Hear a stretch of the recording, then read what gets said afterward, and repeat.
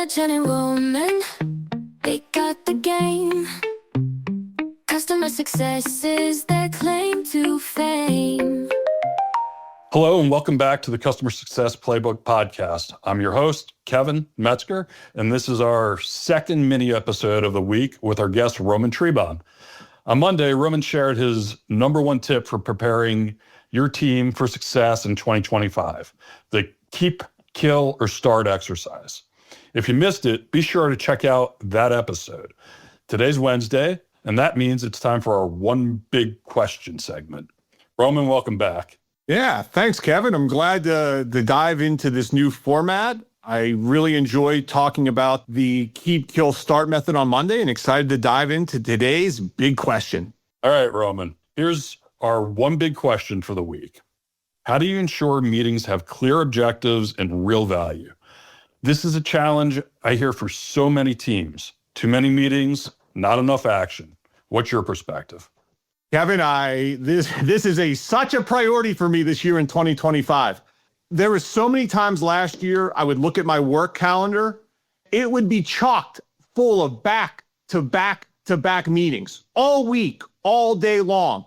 You know, if you looked at where I could actually do productive work in between meetings, it was so frustrating because there was no time to actually get to the actual work because my calendar looked like I had all of these meetings. So did I need to be on all those meetings? Did all of those meetings have value? No. And I think this is why it's a really important exercise to make sure, really be clear on, does your meeting have, what is the objective of the meeting, right?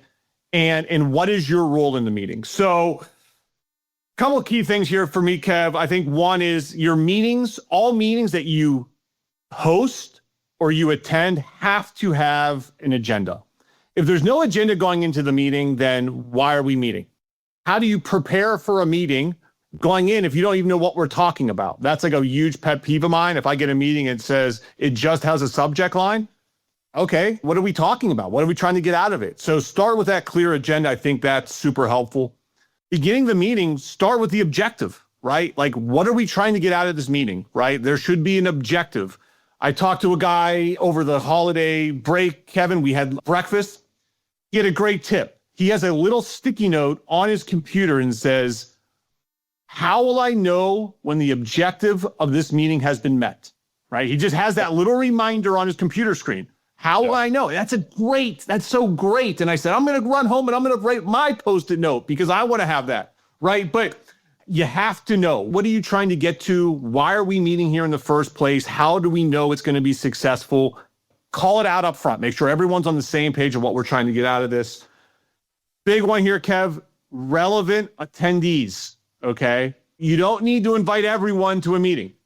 Who do you need on this meeting to meet your objective, right? So frame it that way. Who needs to be on this call to meet the objective?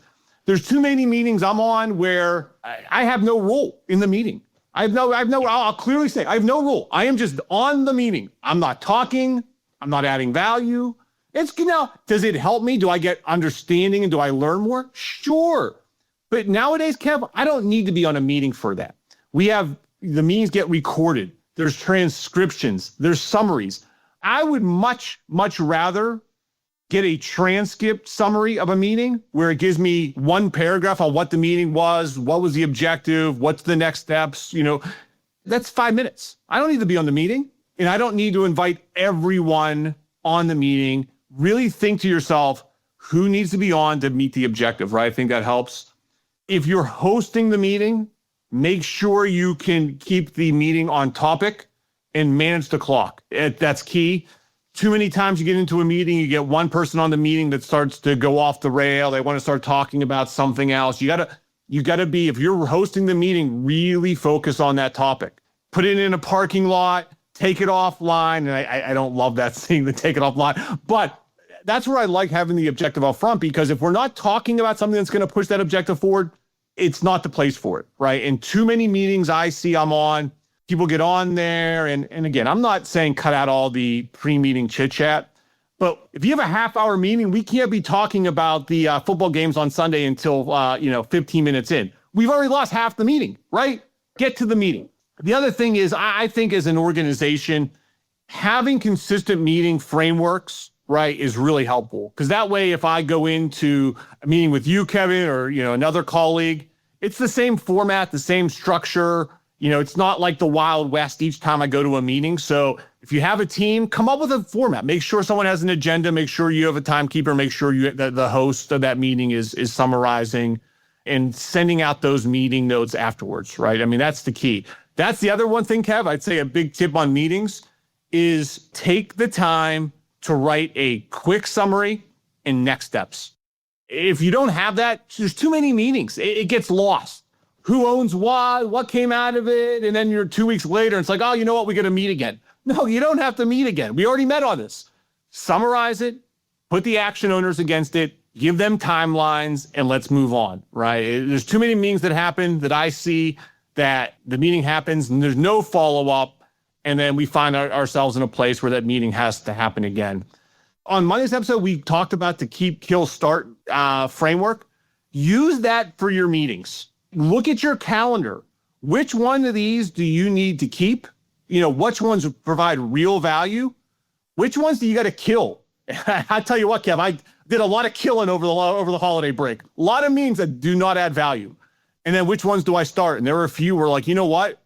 Now that I've eliminated some meetings from my calendar, there's definitely ones that could add more value to me and my team. And so I'm going to start those in the new year. Awesome, Rum.